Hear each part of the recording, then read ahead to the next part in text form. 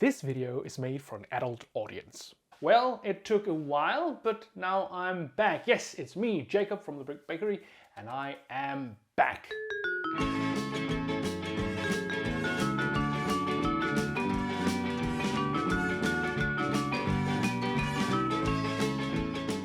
I have been working hard to finish my Lego room for, I think, well, it's been 8 months since I gave you the halfway update, and I have been working on it more or less consistently since then. There were some things that took a little longer than I thought they would, but in the end it turned out pretty great, and I'm right here, right now, in my new Lego room. Some of you might have seen it already on the live stream I did recently with Lego Maniac, and if you didn't, this is your chance to catch up. I'm going to show you my Lego room and show you the current state of it, and maybe tell you a bit about the plans for both my Lego room and also for my channel. Way back in the day when I started my channel, the goal was to review old sets from my childhood. That has more or less gone the way of the dodo, and I don't do that anymore. I do actually have some old sets still from my old Lego collection, and at some point I may look into that again and make some reviews and do stuff like that. But the focal point, the main point of my channel from now on will be my Lego city. Seems to be loading. That's good. The first step in making my Lego city was building a table for it, and it turned out pretty big. Now, I have no carpentry skills myself, but anyway, I did manage to build a table like that, which was quite fun actually.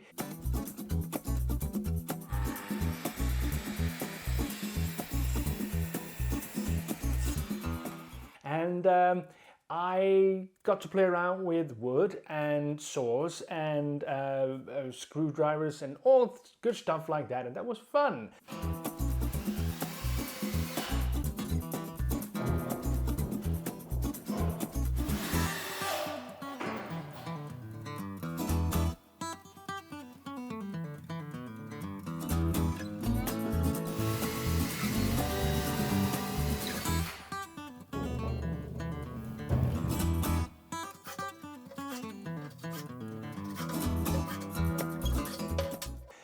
Now I've ended up with a table that has a surface that is approximately 5 by 13 base plates, so I should have plenty of room to do what I want.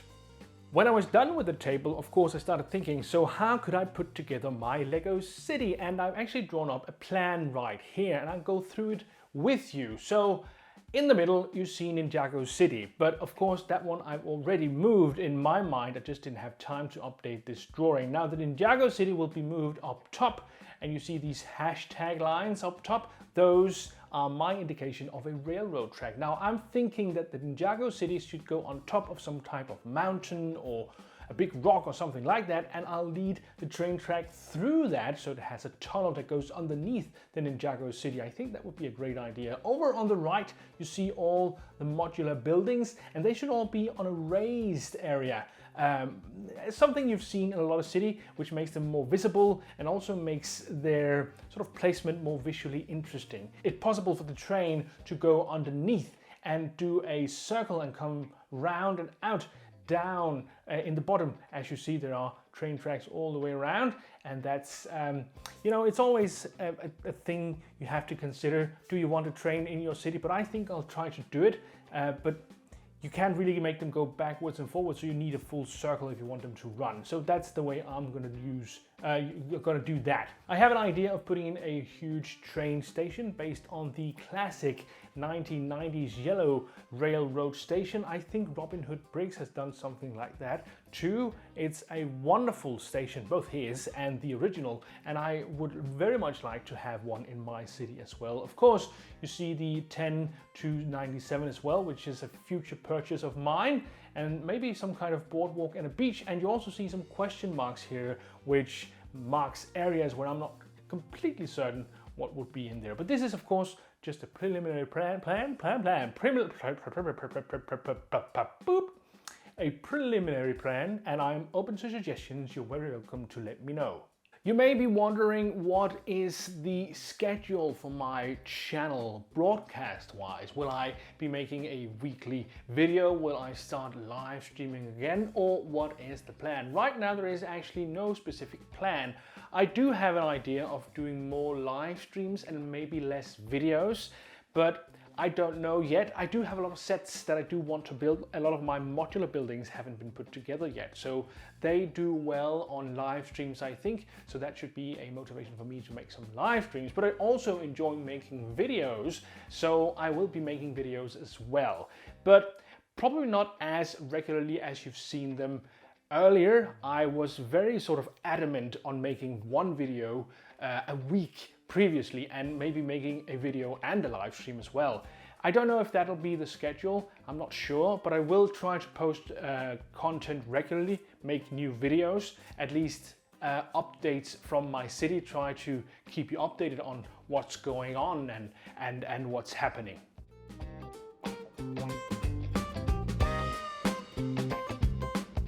Personally, I've tried to change my focus a bit. Previously, I've been very sort of focused on viewer numbers, subscribers, getting the watch time, trying to sort of qualify for monetization, all that. I am trying to sort of leave that behind and then just be in this for the sake of Lego and for making videos, and not the whole sort of trying to make it on YouTube thing.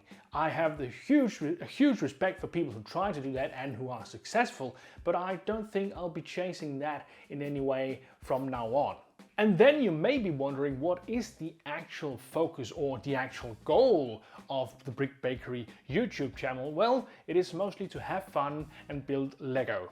But if something interesting comes along, I'll be participating in what way I can. For instance, I am fairly certain I'll be going to the SFW this year, and previously I've made interviews with different creators and it's been great fun and I've really enjoyed it, but maybe this year I'll go in a sort of a more relaxed state, try to just participate, maybe do some filming, but not necessarily do sort of interviews in the sense that I've done them before.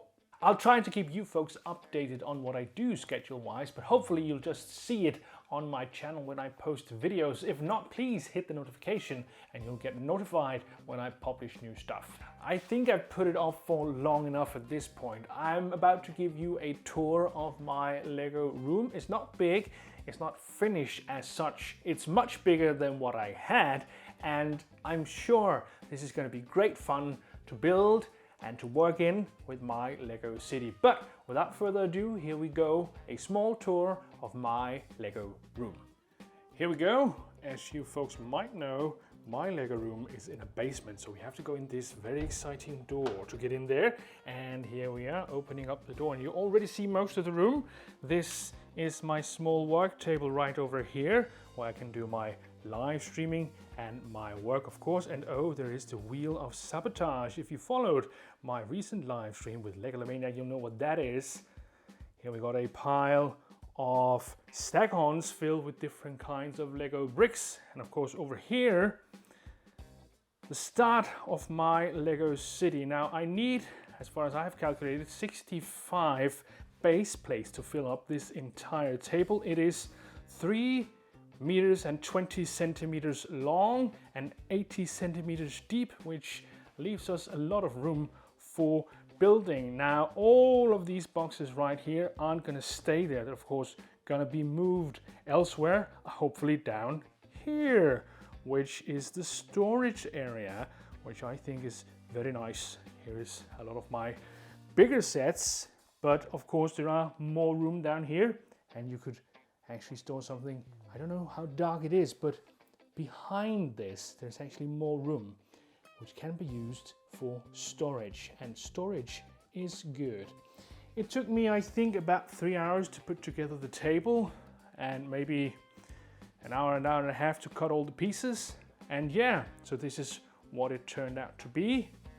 These yellow bags contain both older sets and also pieces that are in my pieces collection. And here we got more pieces. Those right there are unsorted pieces, which needs to be sorted. I have been lucky a few times out in the thrift stores that is my heater, and this is the dehumidifier.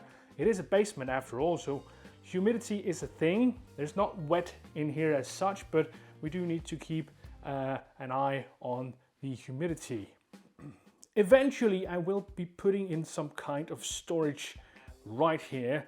This wall is actually possible to drill in, whereas this wall and this wall is not possible to drill in at all. It's mostly consisted of flint and cement, so that's impossible to drill, which means that I can't really put anything up there. This wall is possible to put stuff on, which is pretty cool, and I will be doing that at some point. This area over here might be used for temporary storage for other things from the house as I work on other places in the basement. But this over here, I'm imagining stack-ons. So the stack-ons that's behind me at this point, I'm trying to take this slow to not make you too dizzy. Whee! Here we go. These stack-ons might go over there, and I will have to buy more or new ones to accommodate all the bricks I have lying around. But I think that is about it for a tour around my Lego room. That's all for my Lego room update today. I hope you folks have enjoyed it. I'm really happy to be back, and I can't wait to get back into building, into live streaming and making videos. It's been far too long, and I would really have hoped to be back sooner, but I wasn't. But that's how it is. I hope you folks have enjoyed this video, and if you have any suggestions or comments, please put it down below and I'll be happy to hear it. But that's all for me today. I hope you'll comment, like and subscribe, and I'll see you folks some other time.